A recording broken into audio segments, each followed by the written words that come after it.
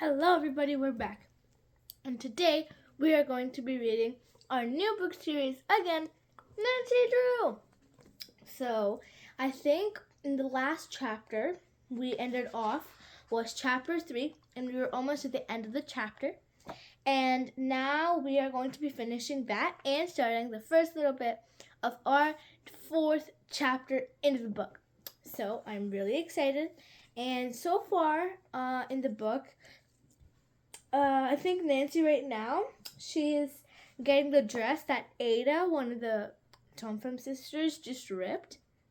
And now we're seeing her buying it for 50% less because of the rip, which she thought was really nice. But if Ada found out, she'd be really jealous. So now let's see what's going to happen. So we ended off... Okay. Nancy was too discreet to engage in gossip with the saleswoman, but she was interested and excited about the information. The fact that Mr. Thompson was disturbed indicated to her that he too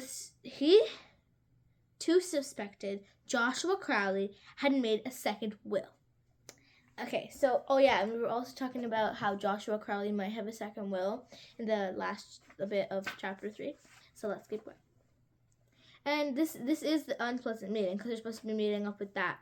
I don't know. There's this one dude, right? So let's keep going. The conversation reminded Nancy of her date.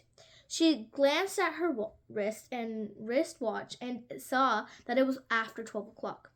I must hurry or I'll be late for the appointment with my dad, she told the saleswoman. Nancy drove directly to her father's office. Although she was a few minutes ahead of the appointed time, she found that he was ready to leave. What luck, Dad? Nancy asked eagerly. Did Mr. Ralsted accept your luncheon invitation? Yes, we are to meet him at Royal Hotel in 10 minutes. Do you think I should quiz him about the Crowley will?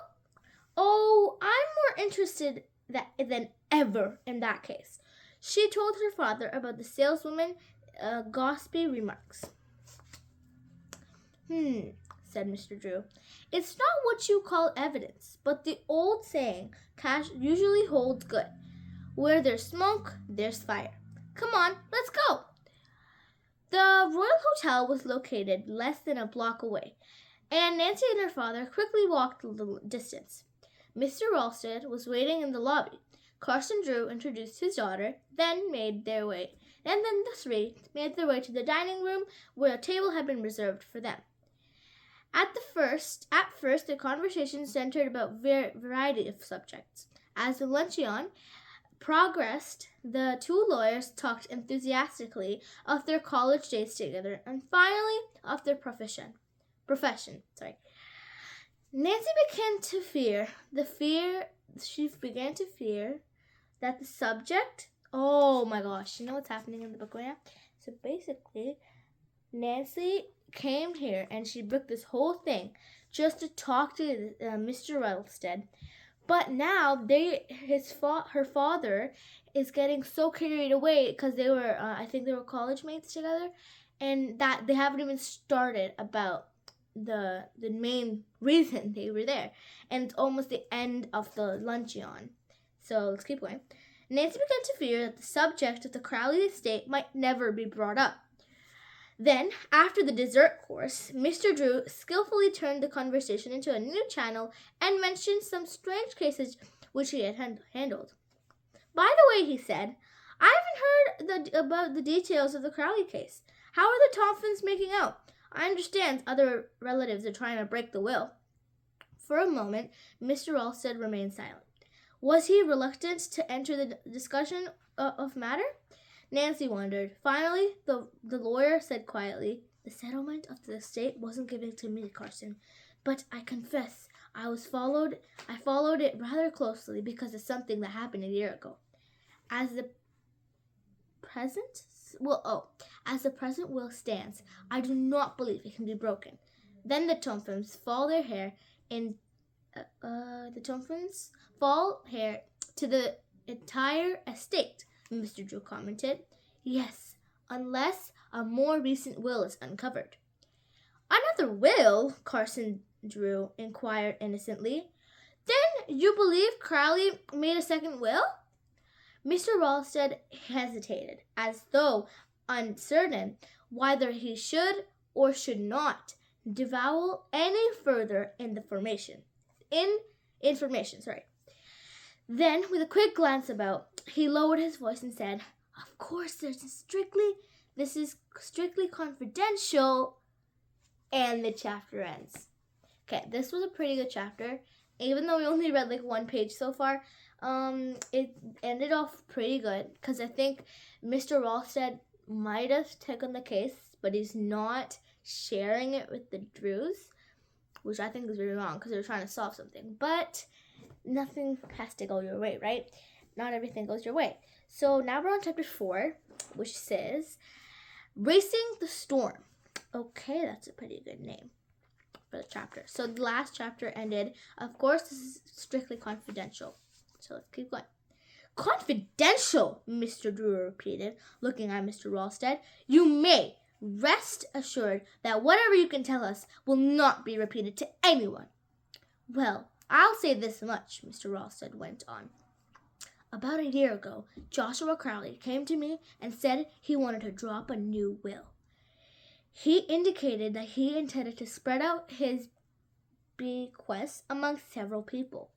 He expressed a desire to write the will himself and asked me a number of questions. I took him to my office and told him exactly how to proceed. When he left, he promised me to have me look over the document after he had drawn it up. Then you actually saw the will? Mr. Drew asked in surprise. No, strange to say, Crowley never came back. I don't know whether he never wrote the will or not. And if he did, there would be a chance that it would not be legal? Nancy spoke up. Yes, he might have typed it and signed the paper without a witness. In this state, at least 2 witnesses are required and 3 are advisable. What would happen, Nancy asked, if person were ill or dying and had no witnesses and wanted to make a will? Mr. Ralston smiled. That happens sometimes. If the person writes the will himself by hand and signs it, there's no doubt that the same person did.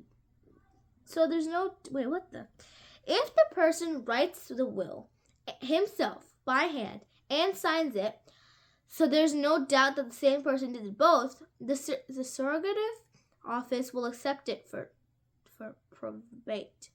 So basically, now they're trying to figure out if Joshua Crowley ever did write a will, but they don't know where it is. And he never had any witnesses for it because he never gave it back to Mr. Ralston, right?